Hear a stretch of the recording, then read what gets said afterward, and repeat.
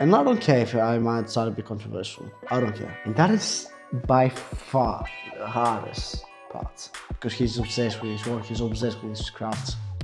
And that's why he's one of the most successful young men out there. If you want to become great at what you do or what you love, you've got to put in a lot of effort. No casual effort. At whatever you do. Whatever you do.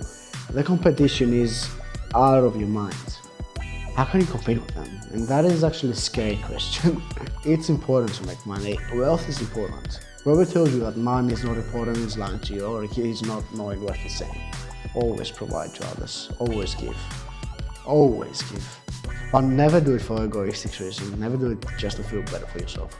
Because you're obsessed with it. You're not letting anything get on top of that goal you have set. Don't get arrogant. Stay obsessed. Stay humble. Stay humble. Exceeding your expectations. That is when you show true obsession.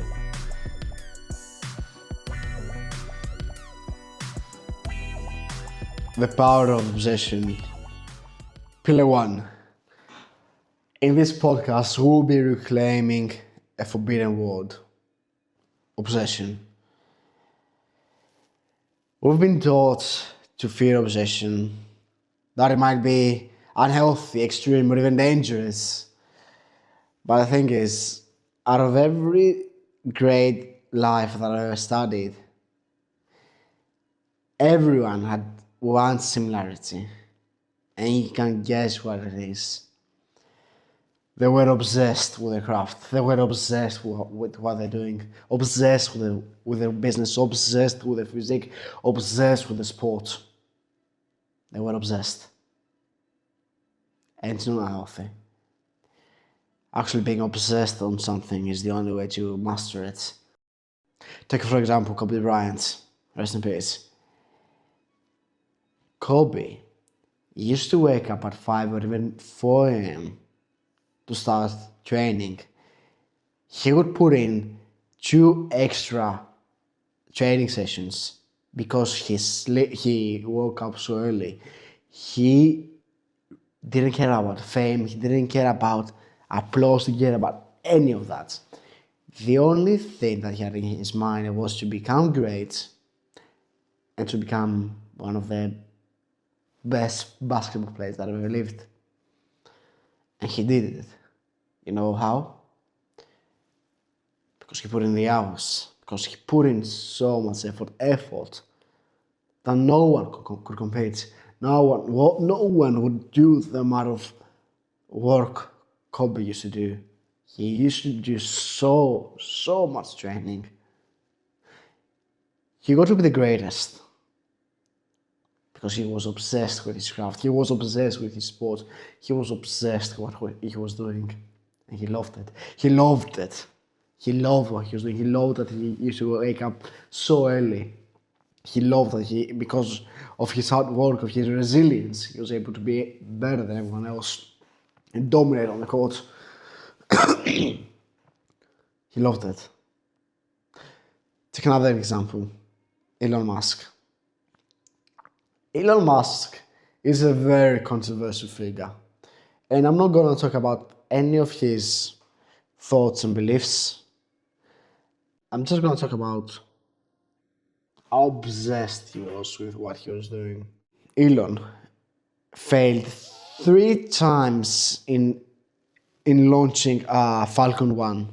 3 times. He almost went bankrupt. Both SpaceX and Tesla. And especially when the Model 3 was coming out for Tesla, as he said in some interviews and stuff, he used to sleep inside the factory.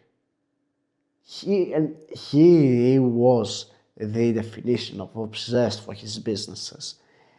He would die for his business. He wouldn't even sleep. He wouldn't even rest. He wouldn't even give a damn about anything else about outside his business. And it might sound unhealthy, and it might even be unhealthy at that extreme. But man, he's the wealthiest man in the world. He's the most successful man in the world, and probably the wealthiest man that's ever been or one of the most wealthy. He has achieved true greatness and has done such great things. And he's still pushing on so hard. And one last example, my idol, Stephen Bartlett. If you hear him, if you hear his podcasts, you'll understand how obsessed he is with whatever he does. How obsessed he was with Social Chain, with Flight Story, with all the podcasts, with everything he does, with all investments, with everything he does. He is obsessed. He is like a perfectionist. He wants everything to be perfect down to the last detail, because he's obsessed with his work. He's obsessed with his craft, and that's why he's one of the most successful young men out there. And he has inspired probably millions of lives, millions, including me as well. If it wasn't for Stephen, I wouldn't be here doing this podcast. Thank you, Stephen. Again, I might be thanking you. Disclaimer. I might be thanking you in every single podcast.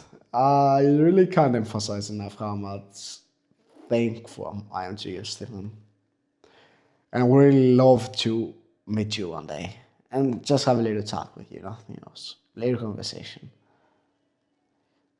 That would be awesome. I know that you're not watching this, but maybe one day this will get brought out to you. Yeah, I just want to say thank you. Thank you, Stephen. Let's continue now. Massive success never comes from casual work. Never. Never, never, never. Don't think that you get big success or you become great by not putting a great amount of work and just working in a casual way. That's not how things go. You might get some results if you get a bit lucky in life. You got with some good timing, with some casual work. You might get results. I'm not doubting that. You might get some results, but you'll not get great results, and that is a fact. There's no denying that. If you want to become great at what you do or what you love, you've got to put in a lot of effort. No casual effort, but great, obsessive effort. I've got a question. Do you believe results and greatness come accidentally? I don't. And I hope you do the same. I've got one quote here. History doesn't remember balanced people. It remembers obsessed ones. Pillar 2. Obsession is an option in the competitive world we live in. Like, the competition is immense competition at whatever you do these days. Whatever you do, the competition is out of your mind. For example, what I do, my YouTube channel, my podcast, the butcher shops. You might say it's saturated. It might even be. But I'm not letting that define me. I will mark my path forward. I will make it happen by myself. And because I am myself, I am authentic to what I do, especially in this podcast. Again, a little parenthesis, I'm so glad that I started this. I'm so glad that I started this podcast. I'm gonna learn a lot about myself throughout this podcast, and I hope that I might be a bit of help to you, that I might be able to advise you in some ways or another. I do this for all of us, for me, and of course for you. It's a win-win. Sorry. Yeah. Don't wait for results. Don't expect results if you're not obsessed with what you do, if you don't put in the hours. No, there's no way you'll make it. You gotta put in the hours. Like, there are so many guys out there that are obsessed with what they do, that put in so many hours so much effort, so much work, so much thought. And they might not even have succeeded what they do yet, but they will succeed. Definitely, because they keep going. And there are also some very successful persons out there, some very successful people out there, very, very successful, that are hungrier than ever, that keep pushing forward and leveraging their success and assets and whatever they may have, network and everything. And they are leveraging everything they've achieved and multiplying their efforts by a million times. And maybe they're even working twice as hard as they did before getting the big results they had. How can you compete with them? And that is actually a scary question. How can you compete with them? I'm actually thinking of this right now. How are you able to compete? And what I'm starting to realize is, first of all, I might sound a bit, what's the word, pessimistic, but you can't compete. There's no way you can compete against the big guys. The moment you step into the shadows of a big man, you lose. That's a guarantee. You will lose. You can't compete. That's why you've got to find your own way forward. If you've got to carve it so hard, it takes a lot of effort. But with a lot of consistency, a lot of resilience, maybe, it's not even a guarantee at this point, with how competitive our world has become, maybe you'll make it.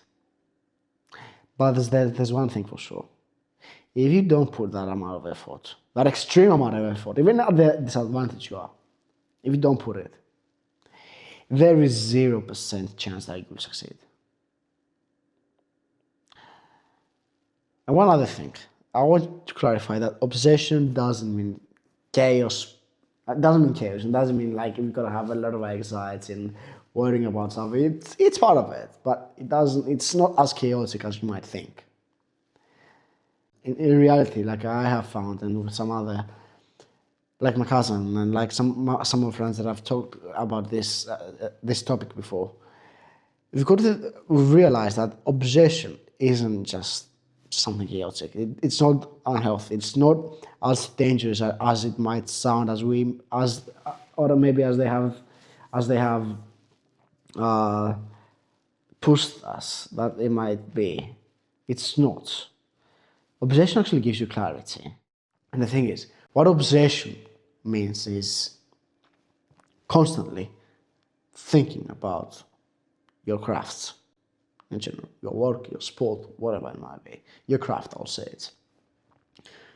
Maybe when you're eating, maybe when you're driving, maybe when you're working, maybe when you're going out with friends, maybe when you're sighing or in the toilet or even sleeping by dreaming about it. Your head, your mind, and your thoughts are always in it. There's no break from it, from your crafts. You always think about it non-stop.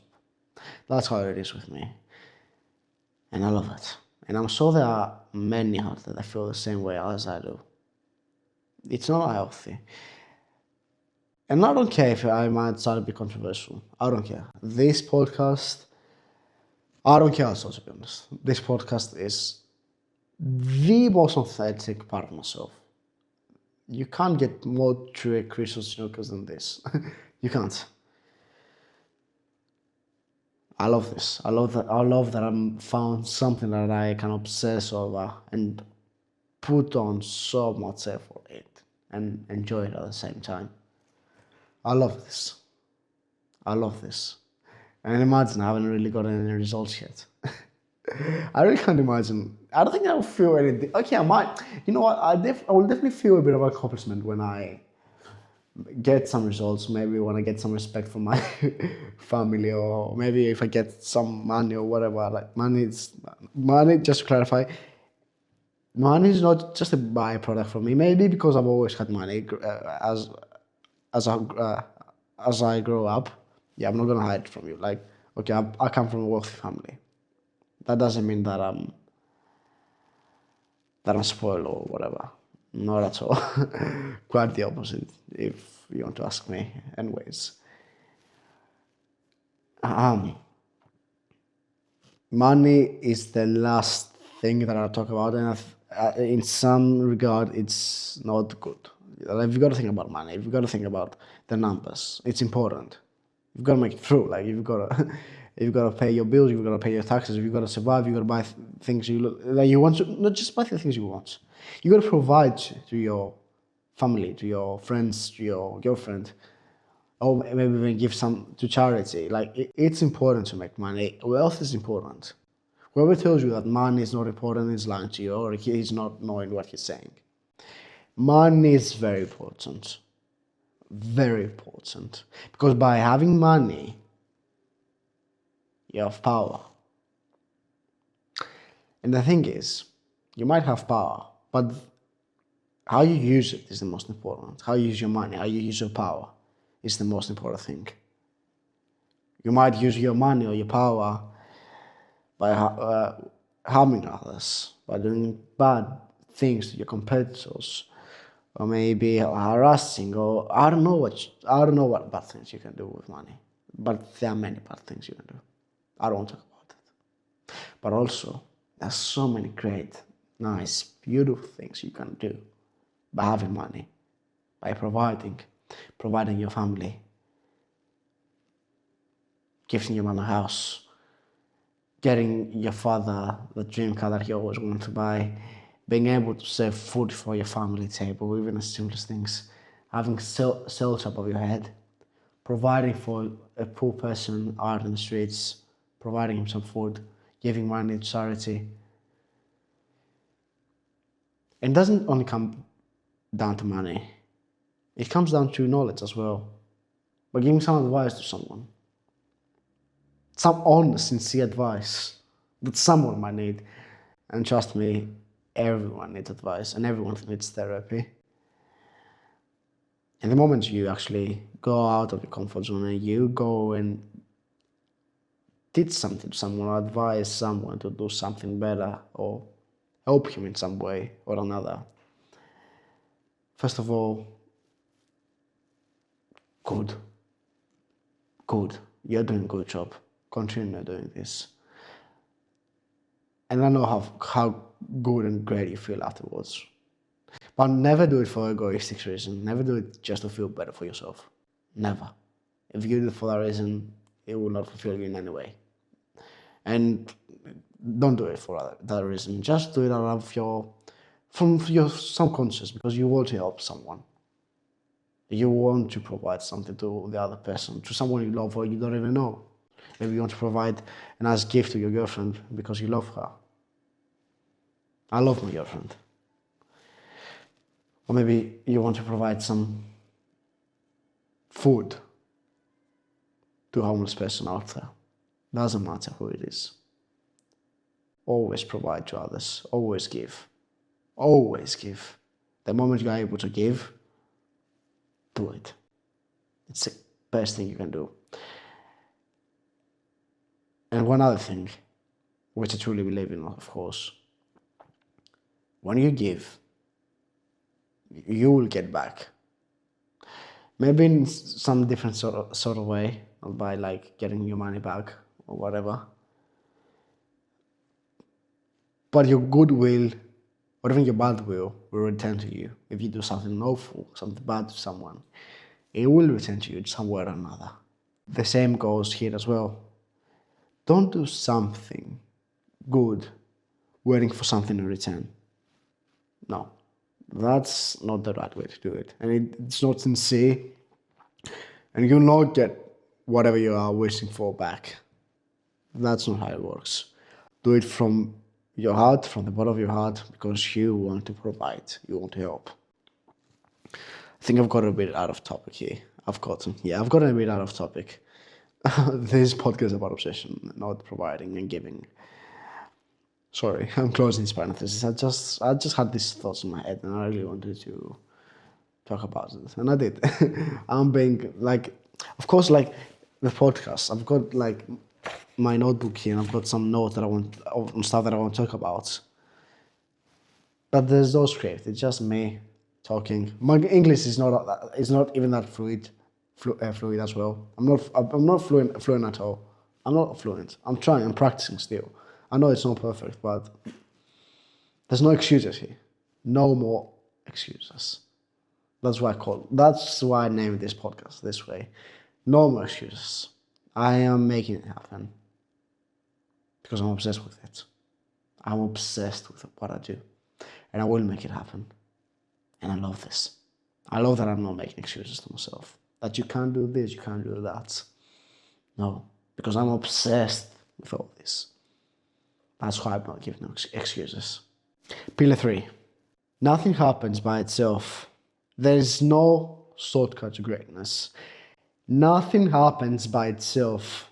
There is no shortcut to greatness.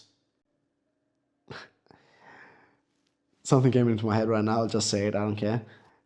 I am quite of an anime fan. And when I was younger, I really used to watch a lot of anime.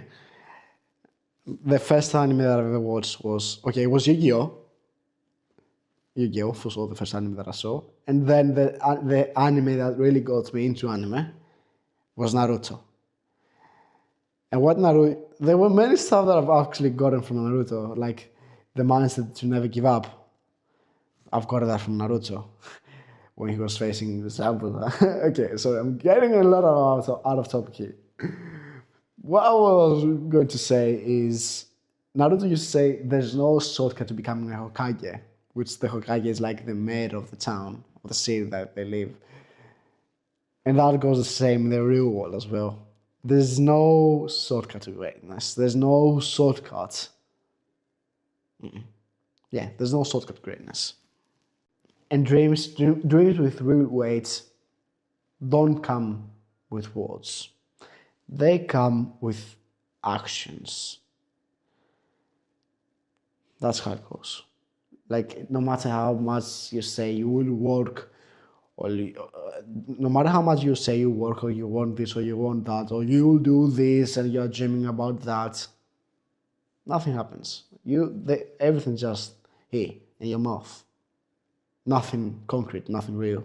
The moment, though, you start taking action, is the moment you saw your obsession on it.